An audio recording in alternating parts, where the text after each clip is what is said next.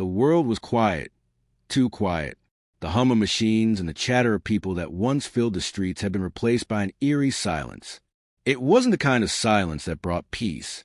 It was heavy, suffocating, as if the air itself was mourning what had been lost. The cities were broken, their towering buildings reduced to rubble, their roads cracked and overgrown with weeds. The oceans, once teeming with life, now boiled under the relentless heat of alien weapons. Even the skies were no longer blue but a dull gray, choked with smoke and ash. Humanity had fallen, not just defeated, but crushed. The Keltherans, a race of towering beings with crystalline exoskeletons and cold, calculating minds, had invaded Earth without warning. Their arrival had been sudden, their attacks merciless. They came not for conquest, but for resources, harvesting everything they could find before moving on to the next planet. To them, humans were nothing more than insects, insignificant creatures to be swept aside. In Seoul, one of the last remaining strongholds of human resistance, a young man named Jiho sat hunched over a cluttered workbench in a dimly lit underground lab. His fingers moved quickly, deftly piecing together fragments of alien technology salvaged from battlefields. The room smelled of burnt metal and oil, and the faint hum of generators echoed through the walls. Around him, shelves sagged under the weight of tools, wires, and half-finished gadgets. It was chaotic, but Jiho knew exactly where everything was. Jiho wasn't a soldier or a leader. He was an engineer, someone who preferred the company of machines to people. But in this new world, everyone had a fight in their own way. For Jiho, his weapon was knowledge. If he could understand the Keltherans' technology, maybe, just maybe, he could find a way to stop them. That thought kept him going, even when the odds seemed impossible. At the far end of the lab, leaning against the doorframe with her arms crossed, stood Soo Bin. She was Jiho's childhood friend, and the closest thing he had of family left. Her dark hair was tied back in a loose ponytail, and her face bore the marks of countless battles. Cuts, bruises, and a scar running along her jawline. Unlike Jiho, Soo Bin thrived in chaos. She led what remained of the city's defense forces, a ragtag group of fighters known as the Ember. They weren't soldiers in the traditional sense. Most of them had never held a gun before the invasion, but desperation had forged them into something stronger. "You've been down here for hours," Soo Bin said, breaking the silence. Her voice was calm but firm. "You need to rest." Jiho glanced up briefly, then returned to his work. "I don't have time to rest," he muttered. "Every second counts." Soo Bin sighed and walked over to the bench. She picked up a piece of alien tech, a small, jagged shard that glowed faintly, and turned it over in her hands. "What is this supposed to do, anyway?" "It's part of their communication system," Jiho explained without looking up. "If I can figure out how it works, I might be able to disrupt their signals. Maybe even shut them down completely." "That's a big maybe," Soo Bin replied, setting the shard back down. "We're running out of time, Jiho. The Keltherans are getting bolder. They started deploying those obliterator things, those giant machines that level entire cities in seconds. We can't keep hiding underground forever." "I know," Jiho said, his voice tight with frustration, "but we don't have any other options. We're outnumbered, outgunned, and outmatched. This," he gestured to the mess of wires and circuits on the table, "is our only chance." Soo Bin studied him for a moment, her expression unreadable. Then she nodded. "All right, but you're not doing this alone. Whatever plan you come up with, I'm coming with you." Jiho finally looked up, meeting her gaze. "It's too dangerous," he said. "You'll get yourself killed." "So will you?" Soo Bin shot back. "And if you think I'm letting you go off on some suicide mission without me, you're crazy. We're in this together, remember?" Jiho opened his mouth to argue, but stopped himself. He knew there was no point. Once Soo Bin made up her mind, there was no changing it. Besides, deep down, he was grateful for her stubbornness. Having her by his side made the impossible feel slightly less daunting. For weeks, Jiho worked tirelessly, poring over every scrap of alien tech he could get his hands on. Sleep became a luxury he couldn't afford, and meals were often forgotten until Soo Bin forced him to eat. Slowly but surely, patterns began to emerge. The Kelteran's technology was advanced, far beyond anything humanity had ever created, but it wasn't infallible. Buried deep within their systems was a vulnerability, a frequency they used to coordinate their empire. If disrupted, it could cripple their operations across the galaxy. But exploiting this weakness wouldn't be easy. The frequency was protected by layers of encryption, and accessing it required getting close to a Kelteran outpost. These outposts were heavily guarded fortresses, bristling with weapons and patrolled by warriors twice the size of humans. Breaking it would take more than skill. It would take luck, teamwork, and probably a miracle. When Jiho finally finished building the device he hoped would carry humanity's last hope, he called Su-Bin to the lab. The prototype was small, no bigger than a handheld radio, but its surface shimmered with a faint blue light. Jiho held it carefully, as if afraid it might break at any moment. "This is it," he said, his voice trembling with a mix of excitement and fear. "If this works, we might actually stand a chance." Su-Bin examined the device, her brow furrowed. "And if it doesn't?" Jiho hesitated. "Then we're done. There won't be anything left to save." Su-Bin didn't respond right away. Instead, she placed a hand on his shoulder, squeezing gently. "We'll make it work," she said firmly. "We have to." The two of them spent the next few days preparing for the mission. They gathered a small team: Hyan Su, a medic with a steady hand and a calming presence; Min-Ji, a sharpshooter whose aim was unmatched; and Eun-Ji, a scout who could move silently through even most treacherous terrain. Together, they formed a fragile thread of hope in a world unraveling at the seams. Their target was an outpost located deep in the ruins of Busan, a city that had once been vibrant and alive but was now little more than a graveyard. Intelligence reports suggested it housed a key node in the Kelteran's communication network. If Jiho's device could be deployed there, it might disrupt the entire system. As the team prepared to leave, Jiho felt a knot of anxiety tightening in his chest. He had spent months working on the device, testing and retesting every component. But there were no guarantees. One wrong move, one miscalculation, and everything would fall apart. Still, he pushed the doubts aside. This was humanity's last stand. Failure wasn't an option. Under cover of darkness, the team set out on foot, moving cautiously through the desolate landscape. The journey was grueling, each step taking them closer to danger. The air grew colder as they approached Busan, and the ground beneath their boots was littered with remnants of battles past. Shattered armor, twisted metal, and bones bleached white by the sun. Eun-Ji scouted ahead, her movement silent and precise. When she returned, her expression was grim. "There's activity up ahead," she whispered. "Fresh tracks, plasma burns. They know we're coming, or they're expecting us." Su-Bin exchanged a glance with Jiho. "We press on," she said. "No turning back now." The team nodded in agreement, their resolve hardening. Whatever awaited them in Busan, they would face it together. For the first time in years, there was a flicker of hope, a fragile ember burning in the darkness. And as long as that ember burned, humanity still had a chance to rise from the ashes of defeat.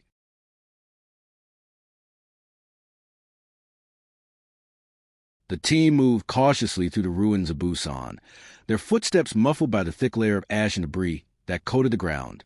The city was a shadow of its former self, its once bustling streets now eerily silent except for the occasional groan of collapsing buildings or the distant hum of Kelter machinery. Moonlight filtered weakly through the haze-filled sky, casting long, distorted shadows across the landscape. Jiho adjusted the strap of his backpack, feeling the weight of the prototype device pressing against his shoulder. It was small but carried the hopes of an entire species. He glanced at Su-Bin, who walked beside her with her rifle slung over her shoulder. Her expression was calm, but he could see the tension in her jaw. She had taken point, scanning the horizon for any sign of danger. Behind them, Hyan Su carried medical kit, while Min-Ji kept watch from a distance, his sniper rifle ready to fire at a moment's notice. Eun-Ji, still recovering from her injury, stayed close to the group, her sharp eyes darting around as she guided them through the safest path. They had been walking for hours, careful to avoid open areas where they might be spotted. Every step felt like it took them closer to both salvation and doom. Jiho tried to focus on the mission, but his mind kept drifting to the enormity of what they were attempting. If they failed, humanity would have no second chance. This was it, the last desperate gamble. As dawn approached, the first signs of the Keltern outpost came into view. It loomed ahead like a monstrous fortress, its jagged spires reaching toward the smoky sky. The structure pulsed faintly with an unnatural blue light, emanating from rows of glowing crystals embedded in its walls. Around it stretched a wide perimeter patrolled by towering Keltern warriors. Their crystalline exoskeletons shimmered menacingly in the dim light, and their movements were slow but deliberate, as if they had all the time in the world. Unji signaled for the group to stop and crouched low behind a pile of rubble. "There are more guards than we expected," she whispered, "and drones are circling overhead." Subin frowned, studying the scene through her binoculars. "We'll need a distraction," she said after a moment. "Something to draw their attention away from the main entrance." Minji raised his hand slightly. "I can take out some of the drones," he offered. "If I get into position, I can pick them off one by one without alerting the others." Jiho shook his head. "No good. The noise will give us away. We need something quieter." Hyan Su spoke up, his voice soft but steady. "What about smoke? If we create enough confusion near the edge of the perimeter, they'll send reinforcements to investigate." Subin nodded slowly. "It's risky, but it might work. Joe, you think you can rig something?" Jiho hesitated, then reached into his bag and pulled out a few components. "I can make a small explosion, not big enough to destroy anything, but loud and bright enough to grab their attention." "Do it," Subin said firmly. "But hurry. We don't have much time before sunrise." While Jiho worked on assembling the makeshift device, the rest of the team prepared for the next phase of the plan. Subin handed out positions. Minji would cover them from a distance, picking off any stragglers who got too close. Hyan Su stayed near Unji, ready to assist if her leg gave out again. Once the device was ready, Jiho handed it to Subin, who volunteered to plan it herself. "You sure about this?" Jiho asked, his voice tinged with worry. "It's my job," Subin replied with a faint smile. "Besides, someone has to keep you alive so you can finish your gadget." Before Jiho could argue further, Subin slipped away, moving silently toward the edge of the Keltern perimeter. She timed her movements carefully, staying low and using the covered debris to mask her approach. When she reached the designated spot, she activated the device and sprinted back to the group just as the explosion went off.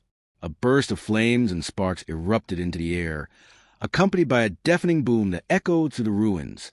The effect was immediate. Several Keltern warriors turned toward the commotion, their weapons raised. Drones swarmed toward the source of the explosion, scanning the area for intruders. Within moments, a squad of reinforcements marched out of the outpost, leaving the main entrance temporarily unguarded. "Now!" Subin hissed, motioning for the team to move. They dashed forward, sticking to the shadows as they approached the outpost. Jiho led the way, clutching his prototype device tightly. His heart pounded in his chest as they slipped past the distracted guards and entered the fortress through a narrow side entrance. Inside, the air was cool and damp, carrying the faint metallic scent of alien technology. The walls glowed softly, illuminating the corridors with an eerie blue light. The interior of the outpost was a maze of twisting hallways and towering machinery. Strange symbols etched into the walls pulsed rhythmically, as if the building itself was alive. Jiho paused briefly to examine one of the panels, running his fingers over the smooth surface. "This is it," he murmured. "We're close." Subin nudged him gently. "Keep moving. We don't know how long the distraction will hold." They pressed on, navigating the labyrinthine corridors with growing urgency. Along the way, they encountered a few Keltern drones, which Minji quickly dispatched with precise shots from his rifle. Each kill brought a wave of relief, but also heightened tension. Every sound, every movement, felt like it could betray their presence. Finally, they reached the central chamber, a vast room dominated by a massive server core. The core pulsed with energy, its surface covered in glowing veins that branched out like roots. Thin streams of data flowed through the air, connecting the core to smaller nodes scattered throughout the room. Jiho stared at it in awe. This was the heart of the Kelteran's communication network, the key to crippling their empire. "I need a few minutes," Jiho said, setting his backpack down and pulling out the prototype device. He connected it to the nearest terminal, his fingers flying across the keyboard as he bypassed layer after layer of security protocols. "How's it going?" Su-bin asked, keeping watch near the entrance. "Almost there," Jiho replied, beads of sweat forming on his forehead. "Just a little longer." Outside, the sounds of battle grew louder. The Kelthorans must have realized the explosion was a diversion and were now searching for the intruders. Su-bin exchanged a worried glance with Hyen-Su, who tightened his grip on his rifle. Time was running out. Suddenly, alarms blared, shattering the relative quiet of the chamber. Red lights flashed overhead, and the hum of machinery intensified. Jiho cursed under his breath as lines of code scrolled faster across the screen, the system fighting back against his intrusion. "They know we're here." Minji shouted from his position near the door. "We've got company." Sure enough, a group of Kelthran warriors stormed into the room, their weapons trained on the humans. Su-bin opened fire immediately, her shots ricocheting harmlessly off the aliens' crystalline armor. Hyen-Su joined in, aiming for gaps in their defenses, while Unji ducked behind a console to avoid being hit. "Jiho, hurry!" Su-bin yelled, reloading her rifle. "I'm trying." Jiho snapped, his hands trembling as he typed furiously. Finally, he found what he was looking for, the core frequency. With a deep breath, he initiated the upload sequence. "It's done. Get ready to run." The moment the virus began spreading through the network, the entire chamber shook violently. Sparks flew from the server core, and the glowing veins started to flicker and dim. The Kelthran warriors froze mid-step, their systems disrupted by the sudden loss of coordination. "Move!" Su-bin ordered, grabbing Joe's arm and pulling him toward the exit. The others followed closely behind, dodging falling debris and collapsing structures. Behind them, the server core exploded in a brilliant flash of light, sending shockwaves rippling through the outpost. The team barely made it out alive, emerging from the fortress just as it imploded in a fiery inferno. They collapsed on the ground, gasping for breath as the heat washed over them. For a moment, there was only silence, the kind of silence that comes after chaos, when the world holds its breath. "We did it," Jiho said softly, staring at the burning ruins. His voice was filled with disbelief, as if he couldn't quite believe they had succeeded. Su-bin placed a hand on his shoulder, her face streaked with dirt and sweat. "Yeah, we did," she said with a weary smile. "But this is just the beginning. There's still a lot of work to do." As the first rays of sunlight pierced through the smoke-filled sky, the team rose to their feet, battered but alive. They had struck a blow against the Kelthorans, but the war was far from over.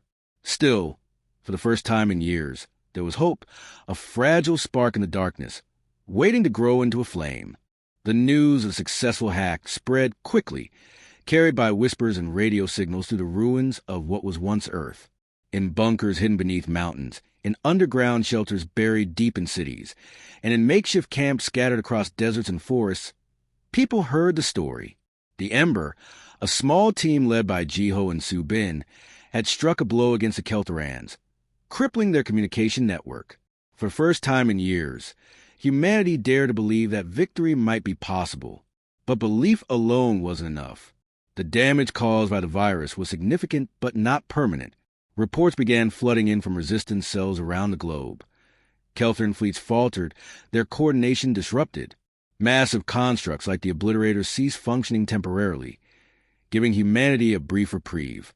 Yet, even as these victories were celebrated, everyone knew it was only a matter of time before the aliens regrouped.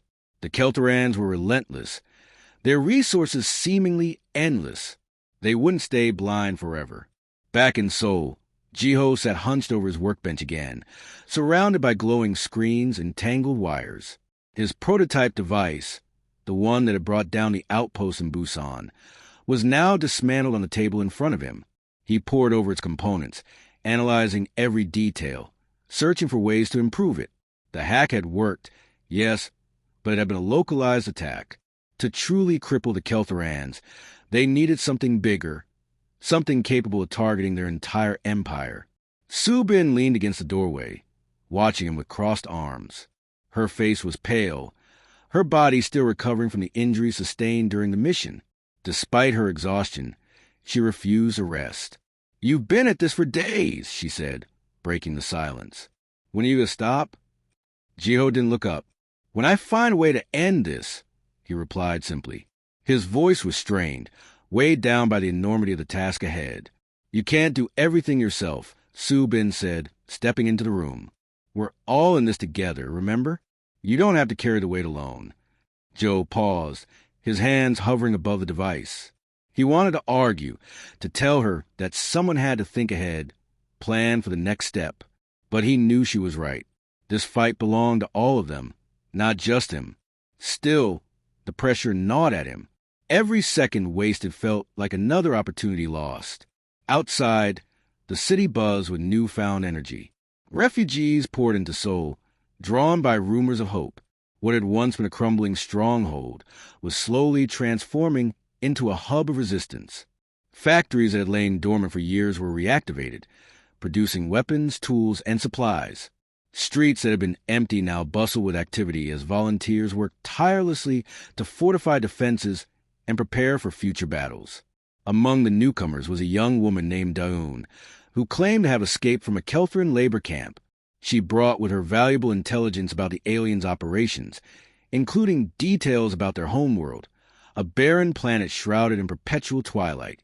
According to Daun, the Kelthran Central Command was located there, deep within a fortress-like citadel. If humanity could strike at the heart of their empire, they might finally bring an end to the war. Jiho listened intently as Daun recounted her story during a meeting with the Ember's leaders. Her words sparked an idea, an audacious plan so bold it bordered on madness. Instead of waiting for the Keltherans to recover and launch another assault, humanity would take the fight to them. They would invade the alien homeworld, destroy their central command, and sever the head of the snake. The room fell silent as Jiho outlined the plan. Some members of the Ember looked skeptical, others terrified. A mission like this had never been attempted before. It required resources they barely had, technology they weren't sure they could build, and courage far beyond what most thought possible. But despite the risks, no one argued against it. They all knew that playing defense wouldn't win the war. If humanity wanted to survive, they had to go on the offensive. Preparations began immediately. Engineers worked around the clock to design ships capable of making the journey to the Kelthran homeworld. Pilots trained relentlessly, learning how to navigate unfamiliar star systems and engage enemy vessels. Strategists mapped out battle plans, identifying weak points in the Keltherans' offenses. Meanwhile, recruitment drives brought in fresh fighters eager to join the fight. Jiho threw himself into the project with renewed determination. He collaborated with other engineers, sharing his knowledge of alien technology and helping integrate it into human designs. Together, they created faster engines, stronger shields, and more accurate targeting systems.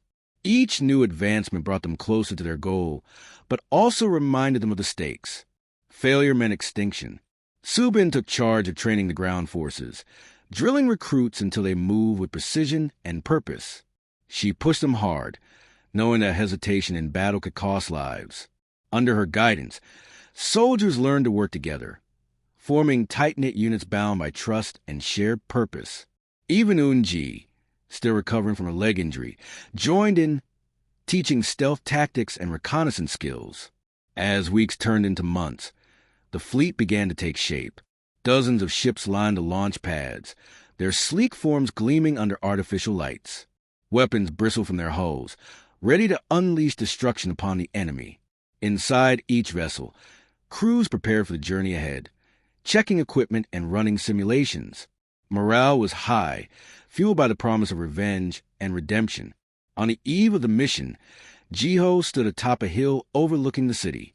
Below him, lights twinkled like stars, illuminating the faces of thousands who had gathered to witness history. Children played among the crowds, laughing and chasing each other, a sound Jiho hadn't heard in years. It filled him with both pride and sorrow.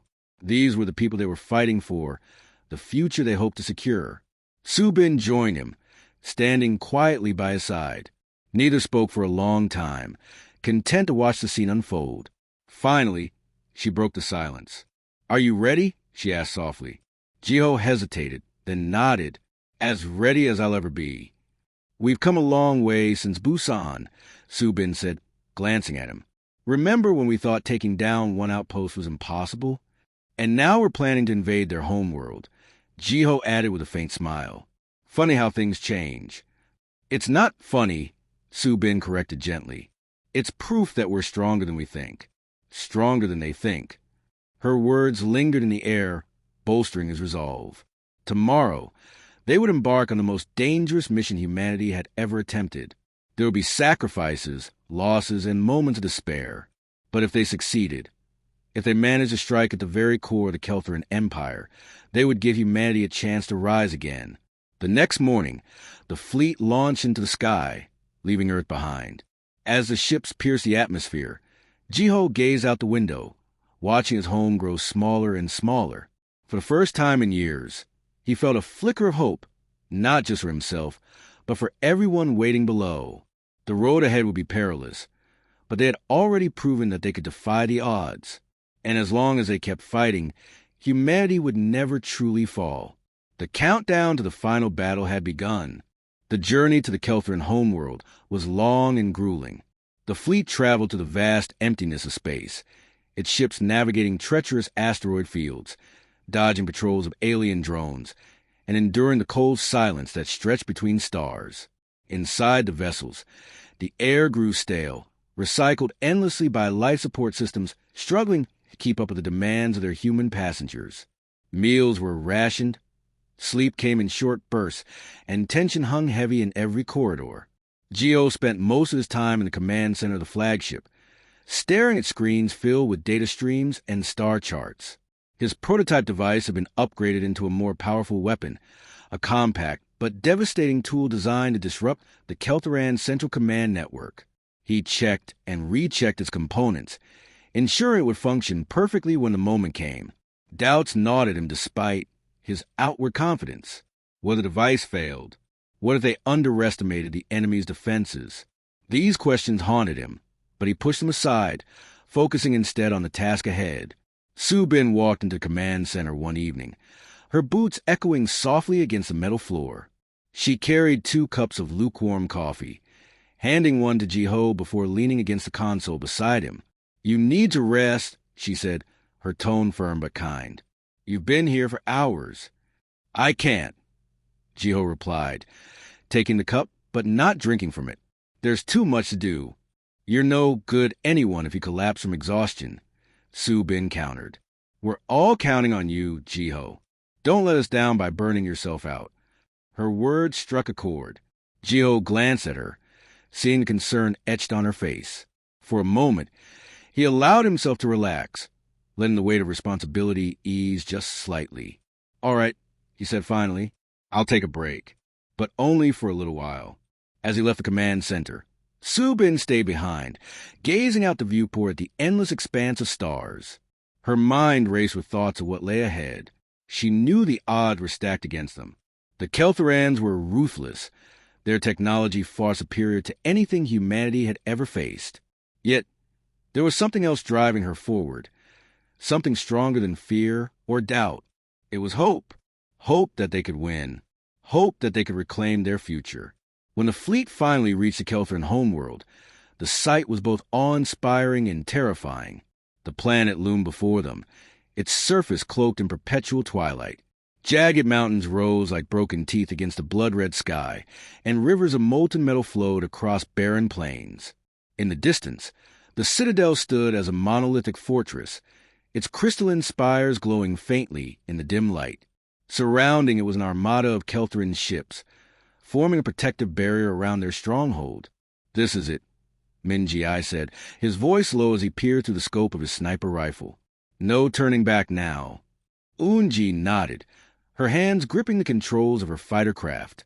She had volunteered to lead the initial assault, knowing full well the risks involved.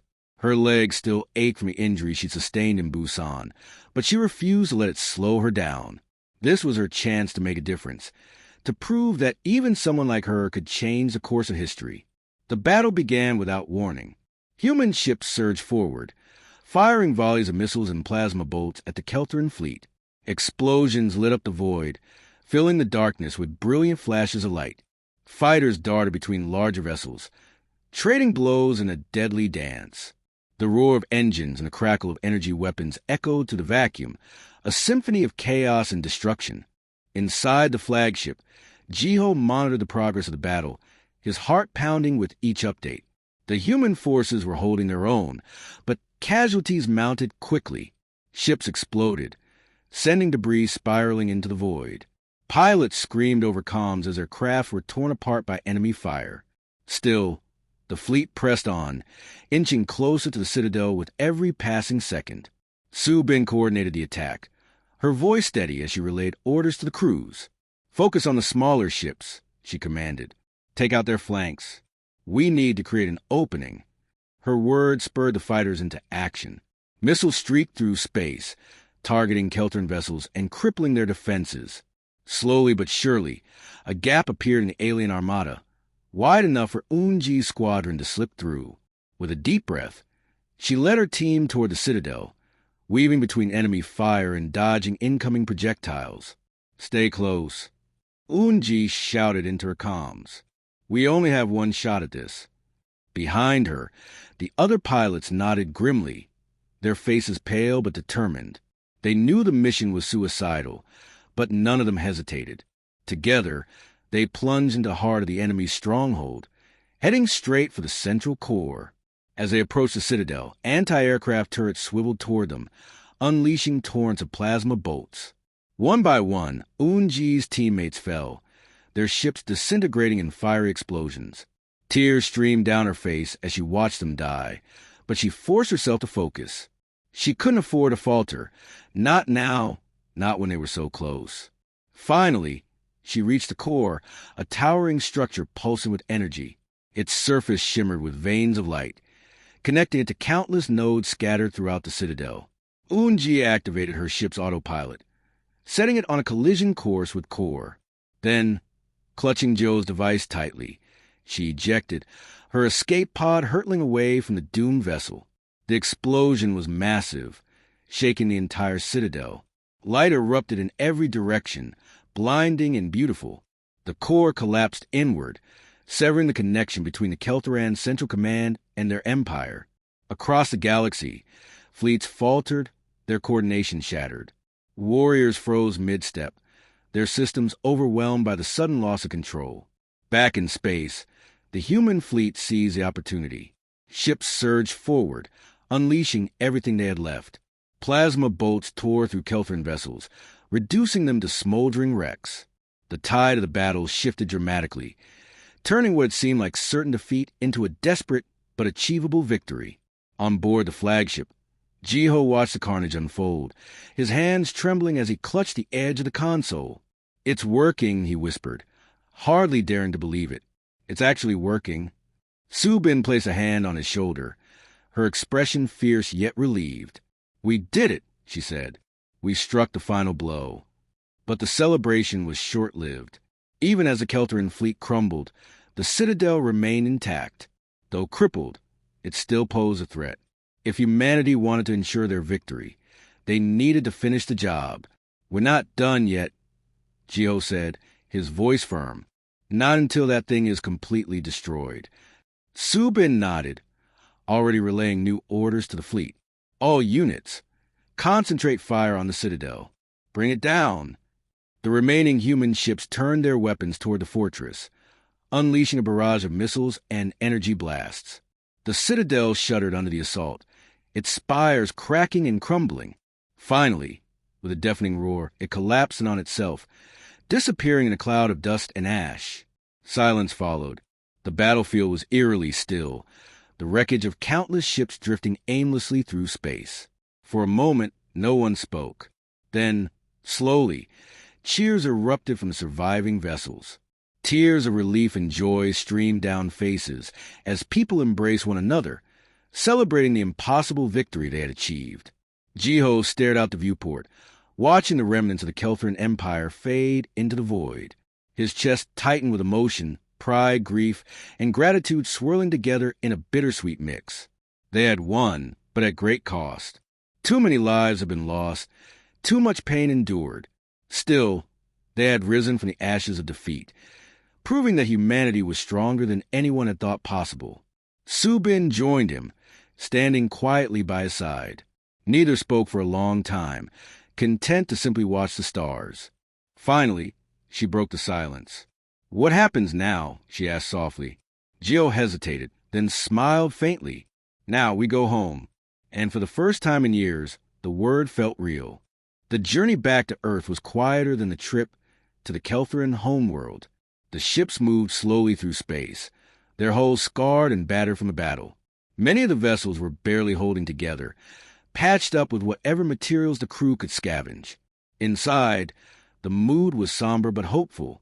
The war was over, at least for now, but the cost had been immense. Too many lives had been lost, too many sacrifices made. Yet, there was a sense of relief, a collective exhale after years of holding their breath. Jiho sat alone in the observation deck of the flagship, staring out at the endless expanse of stars. His hands rested on his knees, trembling slightly as the reality of what they had accomplished sank in.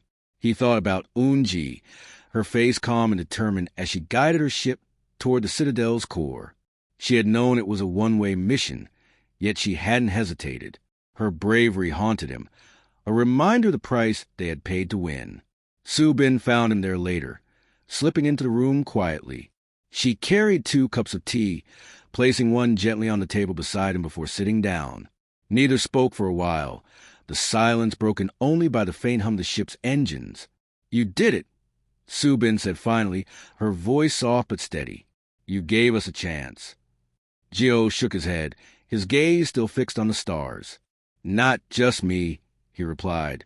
"It was everyone. Unji, Minjiai, Hyansu, all of them. Without them, we wouldn't have made it this far. And you," Subin added firmly, "don't forget that. You built the device. You figured out how to stop them. None of this would have happened without you." Her words brought a flicker of warmth to Jiho's chest, though the ache of loss remained. "I just wish it hadn't cost so much," he murmured. "So many people gone." Subin nodded, her expression heavy with grief. "We'll remember them," she said. "Every single one. Their names will live on in the stories we tell. What they did that matters." For a moment, they sat in silence, letting the weight of their shared sorrow settle between them. Then Gio turned to her, his eyes searching hers. "Do you think we can rebuild?" he asked. "After everything that's happened, do you think we can start over?" Subin didn't answer right away. Instead, she leaned back in her chair, looking out at the stars. "I don't know," she admitted, "but I think we have to try. We owe it to everyone who fought and died for this chance. They believed in us. Now it's our turn to believe in ourselves." When the fleet finally returned to Earth, the planet greeted them with a mixture of devastation and resilience. Cities lay in ruins, their skylines jagged and broken. Oceans still churned with heat, their waters poisoned by years of alien attacks. But amidst the destruction, signs of life persisted. Refugees who had fled underground emerged cautiously, blinking in the sunlight. Farmers tended the fields that had somehow survived, coaxing crops from scorched soil. Children played among the rubble, their laughter echoing through empty streets. The survivors gathered in Seoul, where makeshift banners hung from crumbling buildings, welcoming the returning heroes.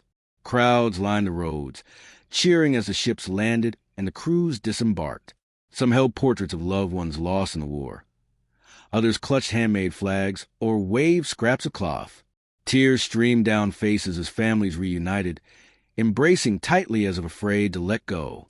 Jiho and Subin stood at the front of the procession, their presence drawing both admiration and gratitude. People reached out to touch them, as if needing proof that they were real, that the victory was real. Jiho felt overwhelmed by the attention, his discomfort evident.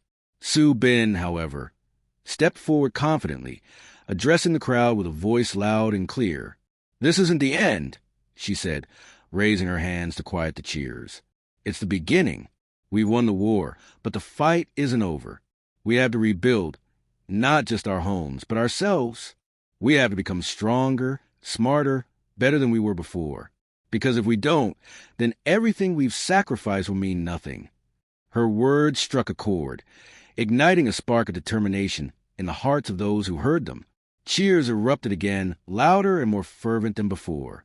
For the first time in years, hope wasn't just a distant dream. It was tangible, something they could reach out and hold on to. In the weeks that followed, humanity began the long process of healing. Factories reopened, producing tools and supplies needed to repair infrastructure. Teams of engineers worked tirelessly to restore power grids and communication networks. Farmers planted seeds in newly cleared fields, hoping for a bountiful harvest. Schools reopened, filling classrooms with eager young minds hungry for knowledge. Slowly but surely, life began to return to normal, or at least a new kind of normal. Jiho threw himself into the rebuilding effort, using his expertise to design technologies that would help humanity thrive. Solar panels sprouted across rooftops, harnessing energy from the sun. Water purification systems cleaned polluted rivers, providing clean drinking water to communities in need. Drones patrolled the skies, monitoring weather patterns and scanning for potential threats. Each innovation brought a sense of progress, a step closer to reclaiming the world they had lost. Subin focused on uniting the scattered factions of humanity, fostering alliances between groups that had once been divided. She traveled across the globe, meeting with leaders and listening to their concerns. Though tensions occasionally flared, her calm demeanor and unwavering resolve helped bridge gaps and build trust. Under her guidance, a council was formed, a coalition of representatives working together to ensure humanity's future. As months passed, the scars of war began to fade, though they never fully disappeared. Memorials were erected in honor of those who had fallen, their names etched into stone for generations to come. Stories of heroism and sacrifice were told around campfires and dinner tables, keeping the memory of the past alive. These tales became legends, inspiring future generations to strive for greatness. One evening, Jiho and Subin climbed to the top of a hill overlooking Seoul. Below them, the city buzzed with activity, its streets filled with people moving purposefully toward a brighter tomorrow. Lights twinkled in windows, and the sound of laughter drifted through the air. It was a scene neither of them had dared to imagine during the darkest days of the war. "We did it," Jiho said softly, breaking the silence. "We actually did it." Subin smiled, leaning against him. "Yeah, we did," she replied. "But it wasn't just us. It was everyone." Humanity rose together from the ashes of defeat. They stood there for a long time, watching the city glow under the night sky. The stars above seemed brighter now, their light no longer obscured by smoke and ash. Somewhere deep inside, Jiho felt a sense of peace, a quiet certainty that they had done something extraordinary. They had faced unimaginable odds and emerged victorious, proving that even in the face of despair, hope could prevail. And as they looked out at the world they had saved, Jiho realized something important. The fight wasn't truly about defeating the Keltarans. It was about finding strength in unity, courage in vulnerability, and purpose in adversity. It was about rising, not just from the ashes of defeat, but from the depths of who they were, to become something greater. For the first time in years, the future felt limitless.